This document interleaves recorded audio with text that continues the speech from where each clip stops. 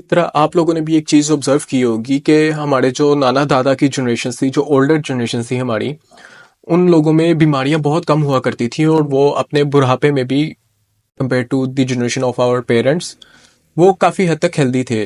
तो the point is कि ऐसा फिर क्या हुआ कि हम लोगों के जो वालिदैन की जनरेशन है या जो हमारी जनरेशन है वो ज़्यादा बीमार होना शुरू हो गई।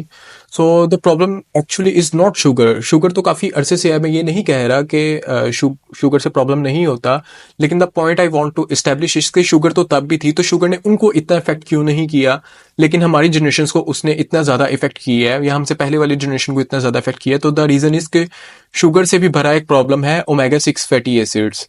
बेसिकली हमारे जो नाना दादा की जनरेशन थी वो मोस्ट ऑफ द टाइम देसी घी या मक्खन इस तरह की चीज़ों का इस्तेमाल किया करते थे, जबकि हमारे पेरेंट्स की जनरेशन में फिर बनास्पति घी आ गया, उसके बाद फिर वेजिटेबल्स ऑयल आ गए जो ओमेगा 6 फैटी एसिड्स के अंदर काफ़ी ज़्यादा हाई होते हैं। अब omega 6 fatty acids basically pro inflammatory होते हैं, जिसका मतलब ये है कि वो आपकी जिस्म के अंदर सोजिश को बढ़ाते हैं।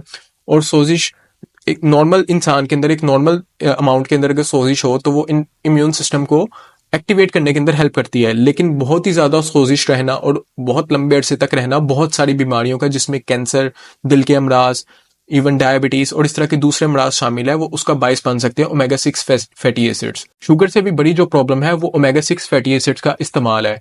इसलिए आपको भी ये चाहिए कि अगर आप इस तरह के रिफाइंड कुकिंग ऑयल्स यूज़ कर रहे हो तो आप उनके इस्तेमाल को बंद करो। उसके बजाय एक्स्ट्रा वर्जिन कोकोनट ऑयल का इस्तेमाल करो, थोड़ी मिकदार में देसी घी का इस्तेमाल आप कर सकते हो, सैलेड ड्रेसिंग के लिए आप ऑलिव ऑयल का इस्तेमाल करो। इस तरह के गुड फैट्स को अपनी डाइट के अंदर आप ऐड करो ताकि आप सोजिश से बच सको और अगेन हमारी जनरेशन भी थोड़ी सी हेल्दी हो सकें।